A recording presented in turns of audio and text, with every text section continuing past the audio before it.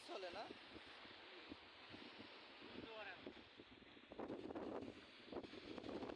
Studio তো তাহলে এখন খুব স্পিড আইব, স্টুডিও তো অনেক স্পিড আইব।